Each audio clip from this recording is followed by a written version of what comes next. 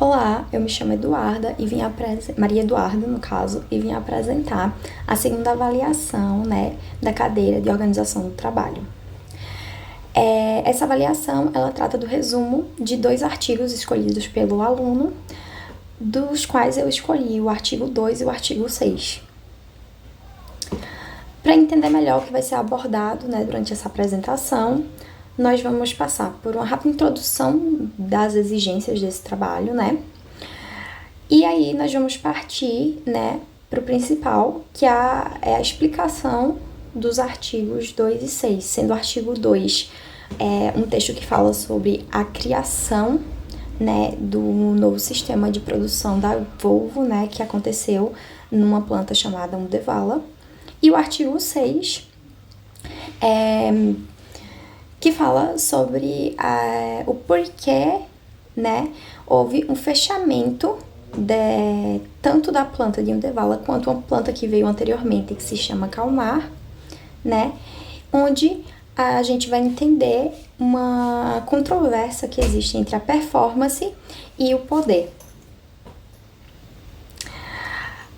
Para introduzir, a gente vai definir o que esse trabalho ele requer, Então, o presente trabalho, ele refere-se à segunda avaliação, como eu disse, e ele tem por objetivo a criação de mapas mentais para entender bem, os textos que foram lidos, seguido da construção de um respectivo resumo, E aí, para isso, isso foi feito, no caso, com 2 artigos, dos quais eu já citei anteriormente.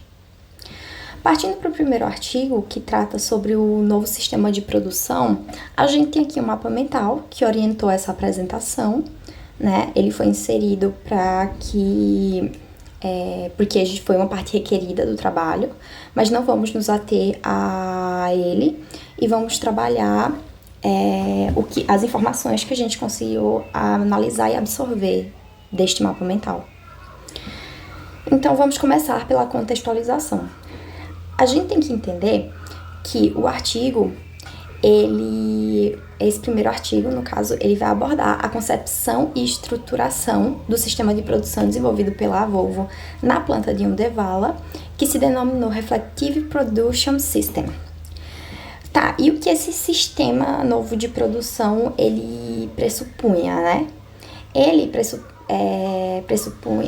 Ele era construído a partir de pressupostos centrados na aprendizagem humana e na ampliação das competências individuais e na construção de um ambiente de trabalho capaz de favorecer autonomia, flexibilidade e qualidade,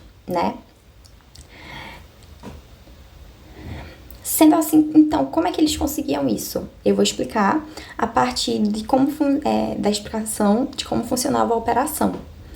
A operação funcionava num fluxo altamente paralelizado, ou seja, nos sistemas de linha, de montagem de carros convencionais, a gente tem uma linha de produção onde o carro ele vai andando, através da linha e montado ao longo dessa linha por trabalhadores que ficam fixos e os carros, que são o produto, vão andando nessa linha. Só que aí, esse novo fluxo, a gente tem os carros, eles ficam parados em paralelo e a gente tem pequenas equipes, com especialistas, em cada etapa da montagem, que vão ficar ao redor de cada carro e realizar sua etapa de montagem. Isso com os materiais já colocados da melhor forma possível para eles fazerem isso no menor tempo possível. E aí, o fato de se ter um ciclo de trabalho longo aliado a um agrupamento natural das tarefas e a pré-organização dos materiais reduzia a repetitividade e facilitava o controle do ritmo por parte dos próprios trabalhadores. Porque quando a gente está numa produção linha, a gente sabe que existem alguns aspectos que são muito problemáticos, como a questão de que eu não estou entendendo, eu chego, o carro está ali, em um estado, e eu vou fazer, eu como operário, no meu posto de trabalho, faço minha parte, que é apertar tal parafuso, colocar a porta, fazer alguma coisa específica do trabalho, sem ter noção das etapas anteriores. Só que com essa nova forma, né, de operar, todos os trabalhadores estavam ali ao mesmo tempo agindo, focados no mesmo carro, né, todo mundo da equipe, e todos acabavam vendo a concepção daquele carro do início ao fim. Isso fazia exatamente com que se reduzisse a repetitividade e tivesse exatamente um controle de ritmo por parte do trabalhador, bem como o entendimento do processo produtivo, né? E assim, um dos maiores benefícios, né, desse processo produtivo, além desses que eu já citei anteriormente, é o fato de que falhas pontuais não interrompiam o fluxo, como acontece nas linhas tradicionais. Como os operários podiam regular o ritmo de trabalho, né? Se acontecesse, vamos dizer que uma peça, algo quebrou, ficou danificado, né? Aqueles operários, eles estão ali, eles não dependem de uma linha de passos, de uma sucessão de passos, né? Então, eles conseguem já ter autonomia, né? Como eu tinha dito já anteriormente, para arrumar esse carro, digamos assim, né? Fazer já a reparação necessária para que aquele produto seja entregue com a melhor qualidade possível. E aí, a gente não pode deixar de falar de um fator, né, intrínseco, que é a questão social de inserção, né? Ou seja, naquele contexto daquela planta, especificamente, a gente estava num lugar com um contexto social específico, no quesito trabalhista, que fez com que aquele modelo também funcionasse muito bem. E esse contexto é o quê? É o fato de que na época de 1980, que foi quando a instalação dessa planta de Uddevala aconteceu, o desenvolvimento desse sistema, ele acabou sendo impulsionado, né, exatamente pelo fato do crescimento da demanda da Volvo nesse período. E aí entra também o contexto sociotrabalhista sueco, que era marcado por 2 pontos, que é a escassez de mão de obra e a reivindicação sindical por atividades mais qualificadas e com maior sentido. Então, nesse sistema produtivo, você tinha uma equipe reduzida que conseguia fazer a montagem do carro, né? E você tinha... cada um trabalhava, né? Em uma parte, dentro de uma atividade que era uma atividade mais qualificada. E como eles estavam lá, todo mundo fazendo um carro por vez, então também se tinha um maior sentido, se tinha um entendimento do processo produtivo, como já foi dito, né? Além disso, o sistema ele pôde ser bem construído porque já havia tido uma experiência prévia numa planta chamada Kalmar, né? E aí, nessa planta de Kalmar teve a participação ativa de pesquisadores e técnicos inovadores durante a sua concepção, né, de projeto.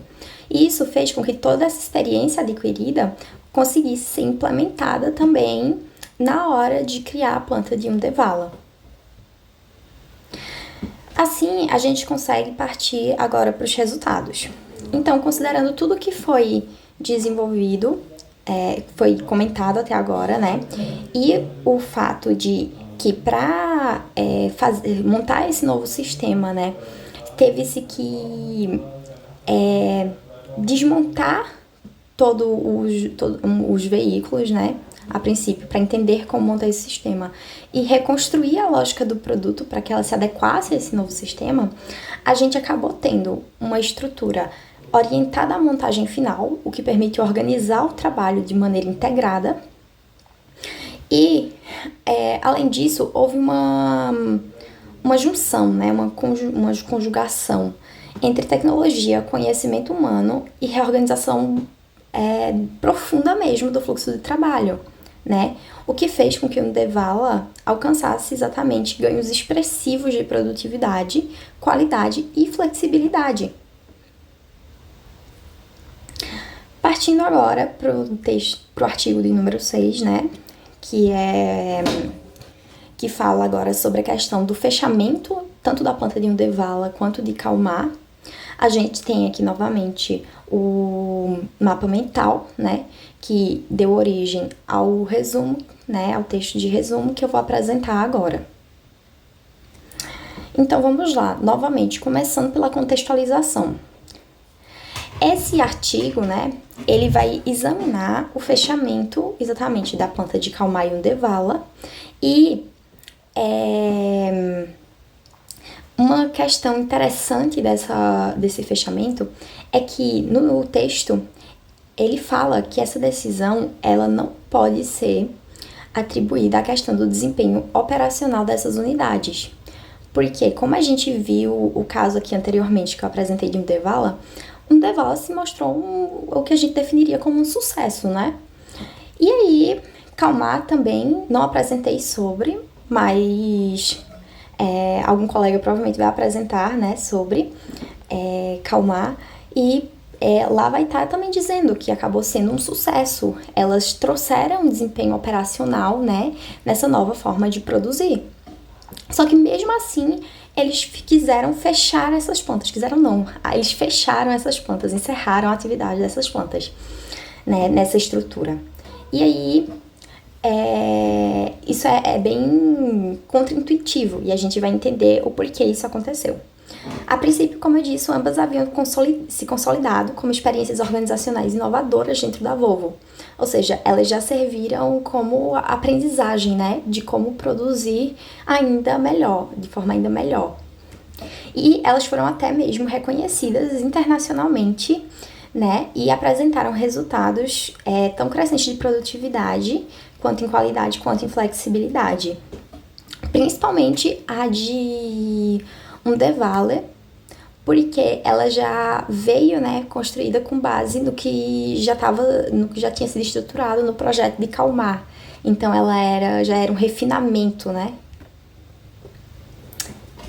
E aí, visto que foi um sucesso, por que teve um encerramento? A justificativa oficial para o encerramento se apoiou em uma alegação de que as horas de montagem eram pouco competitivas, né? E aí, o artigo, ele argumenta que essa interpretação foi muito mal feita, né? Ela se baseou em comparações metodológicas frágeis e não considerou vários aspectos, como fatores estruturais que condicionavam o desempenho da planta. E aí, dentro desses fatores estruturais, tá os baixos volumes, a forte variabilidade dos modelos produzidos e a alocação de veículos com menos atratividade comercial. Ou seja, os produtos que eram fabricados ali não eram os produtos que tinham mais saída, né? Não eram poucos produtos, então era tinha uma variedade grande, né, de produtos a serem feitos. E o volume, exatamente por serem veículos com menor atratividade comercial, acabava por ser menor. Então, não dá para você querer uma eficiência operacional quase que máxima, né? Quando não se tem um produto que é tão demandado.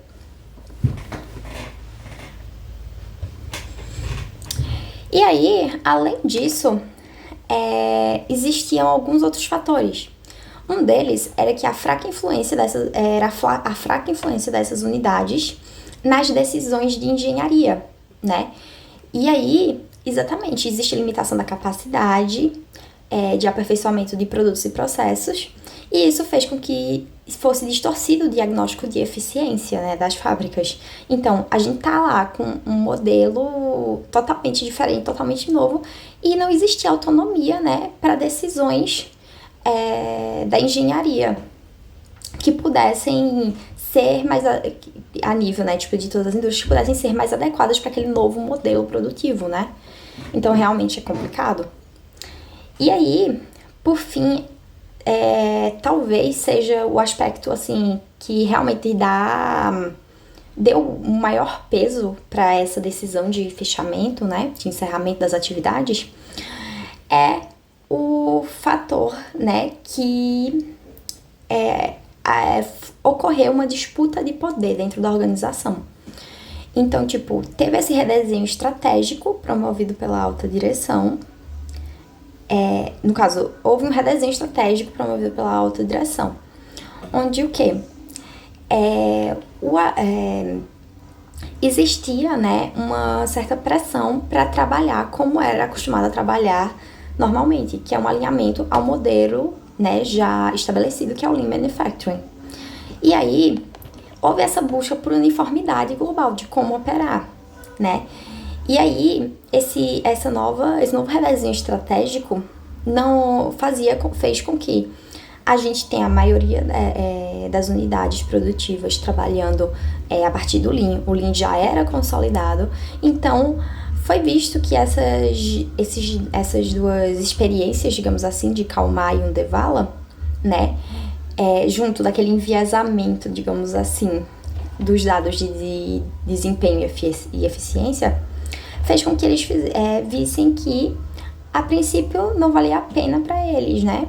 Então, como a alta direção decidiu, né, que não valeria a pena, que seria melhor encerrar as atividades, foi encerrado.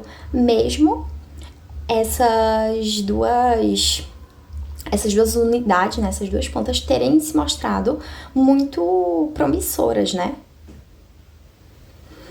E aí a gente consegue concluir que, dentro desse cenário, tanto o Kalmar quanto o Undevala passaram a ser vistas como ativos promissores, como eu basicamente acabei de dizer, mas que tinham desvios em relação ao padrão que eles desejavam, que era o Lean. Sendo assim, as decisões foram determinadas mais por uma questão de disputa interna de poder e uma redefinição estratégica corporativa do que por uma limitação de performance. E aí, essas iniciativas foram encerradas e, apesar delas combinarem eficiência, qualidade, inovação social, né, no trabalho também. E aí elas ficaram basicamente mais como experiências, né, e como talvez assim, para algo engavetado para talvez desenvolver no futuro, mas não naquele momento. Sendo assim, eu termino minha apresentação e agradeço pela atenção.